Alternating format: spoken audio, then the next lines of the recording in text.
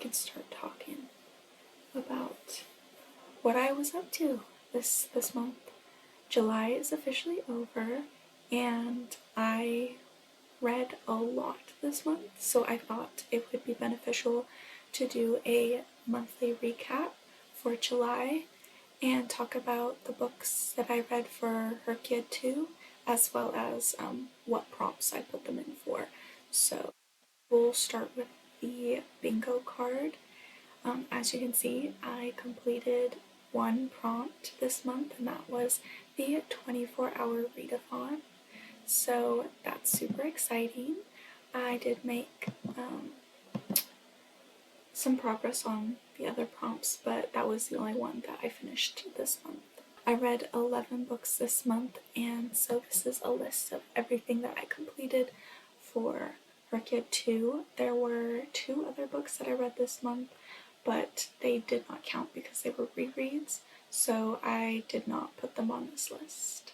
This is actually a really nice way to keep track of the books because, as you can see, you've got a space for the title, author, the month you read it, page count, audio hours, then the prompts that you put them under, points that you earned for reading them, and then your rating, the genre, the status, if it was new book or a reread, the intended audience, the format, the means read, series title, series status, required year, release year, publisher, cover color, country, US state if it is in our world or if it does take place in the United States, if it's a non-Earth setting, the price you paid, and then the start date, finish date, and it will automatically calculate how many days it took you to read. My lowest rated book that I read this month was A Language of Dragons by S.F. Williamson. I gave it 2 stars, and then I had 3 books tie for the highest rating, which would be We Could Be Magic by Marissa Meyer, Attached at the Hip by Christine Riccio. Then I also gave The Sunbear Trials by Aiden Thomas 5 stars. So those were my highest ratings this month. Book review, fast version, 2 stars, 5 stars. Very nice. Okay, so for the first prompt by the hundreds, you can kind of see my thought planning over here, my reading plans, although probably not going to end up like that, but I did use Attached at the Hip for my 300-page book, but other than that, no progress there. This was the one prompt that I finished the 24-hour readathon, so I completed The Rose Bargain by Sasha Payton, Wanted by the Alien Warden, The Grandest Game, and then I started Attached at the Hip, but I did not finish it. But I read a total of 3 books. It was 1,236 pages. I started at midnight and I ended 20 minutes after midnight. First prompt of HRCYED 2 completed. If you want to see me attempt to stay up for 24 hours, I actually do have a video on that that I posted last week. So it's pretty funny, and Addison makes up more than half of the video. The next prompt is the subgenres of choice. I chose to do romance because it would allow me to kind of diversify the genres that I would be reading, which I know isn't really the intention of this prompt. But if I chose romance, I could do like a fantasy romance, I could do a sci-fi romance, I could do a YA romance, I could do, all that stuff. So I chose to use We Could Be Magic by Marissa Meyer as my contemporary romance. Okay, Series Staircase. No progress whatsoever. I genuinely thought that this one was going to be so easy, but it's not. I have not. Every time I read a standalone and think about adding it to the solo spot in this prompt, I find that it would be better used elsewhere, so nothing ever gets placed in these ones. That's my bad, but we'll work on it.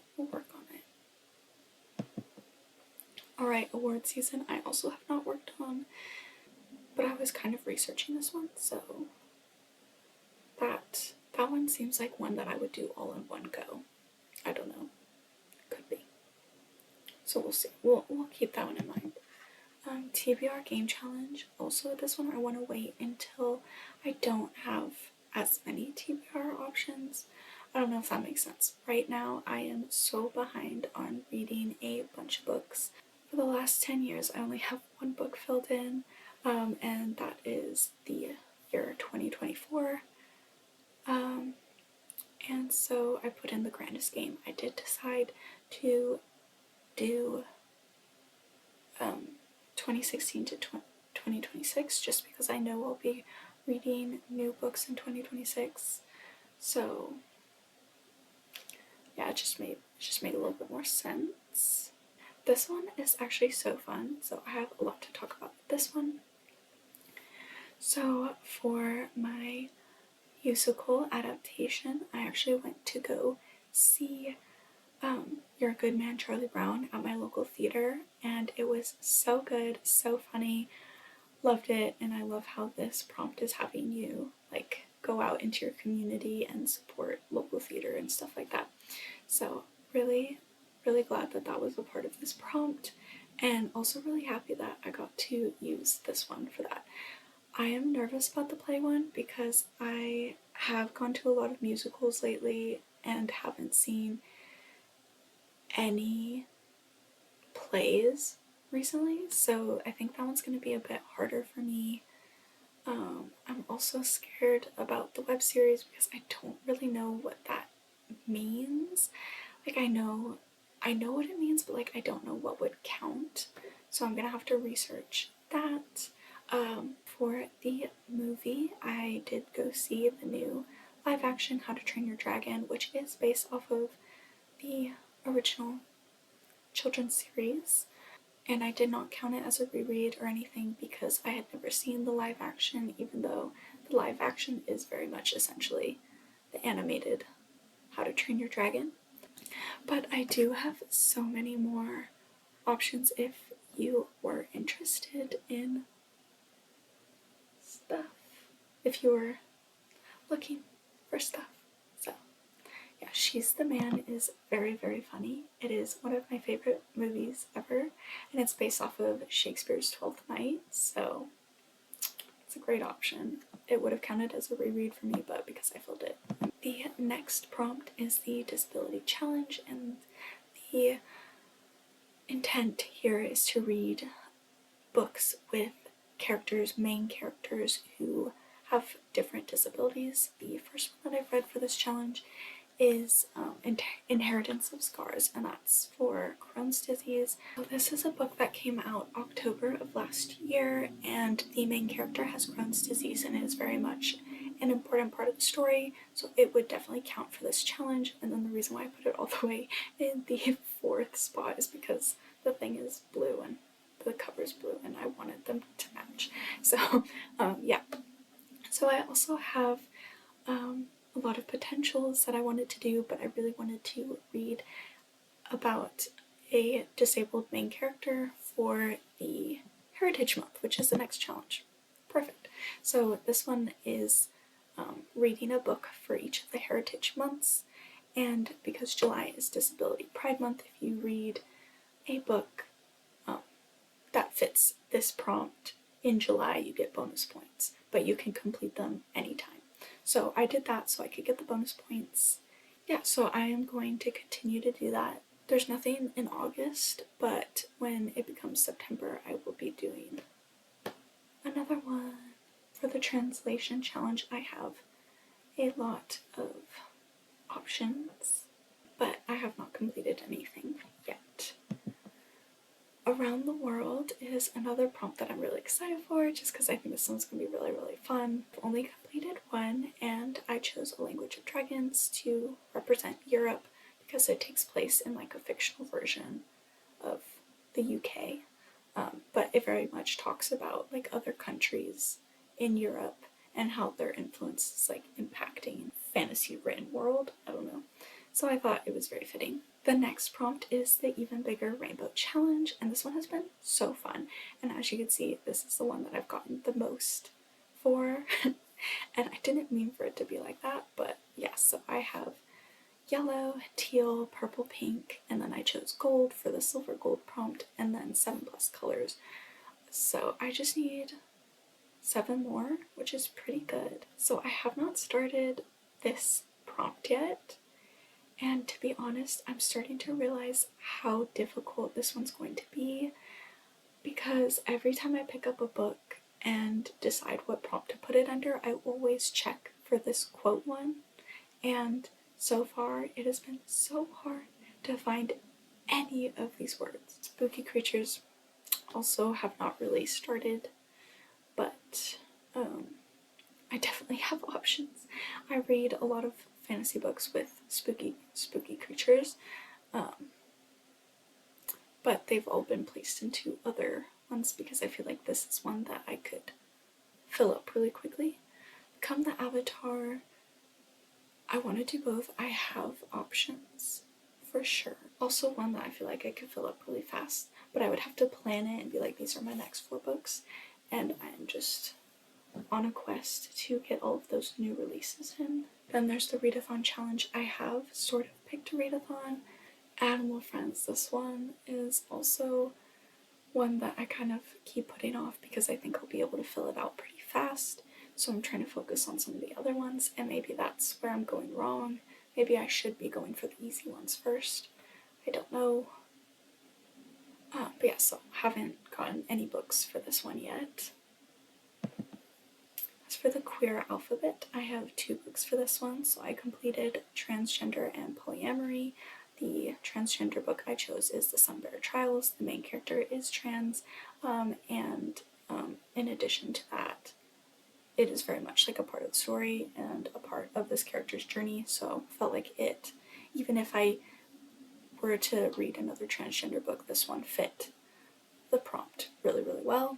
And same with the polyamory one, I read 3 Swedish Mountain Men by Lily Gold, and this one, even though it was more of like a romance read and the plot was more about, it was like very insular, I feel like how it talked about polyamory was very interesting and very much deserved to be a part of this prompt, if that makes sense. Okay, so for my favorite HRCYED 1 prompt, I have a few that interested me. This is the one, the recipe. Read a book that features a recipe that is not a recipe book and makes said recipe. I think that one would be really, really fun. So that's the one I'm leaning towards. But there's so many options, honestly. But that's the one I'm leaning towards. BIPOC authors. There we go. How's it? Where'd it go? So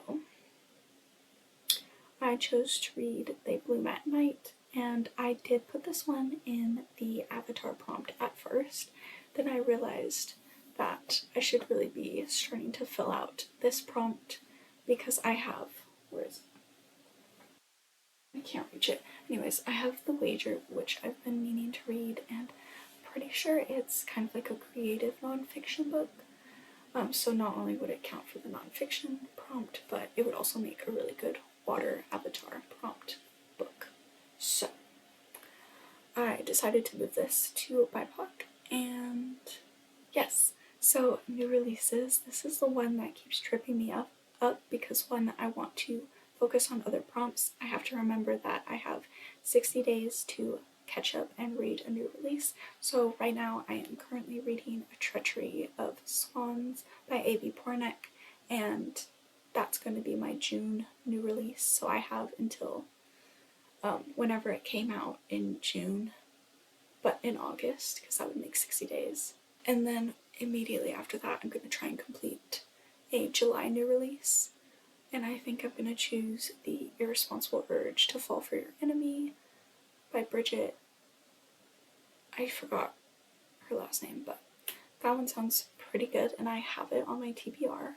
So I'm going to try and finish those 2 books before next week.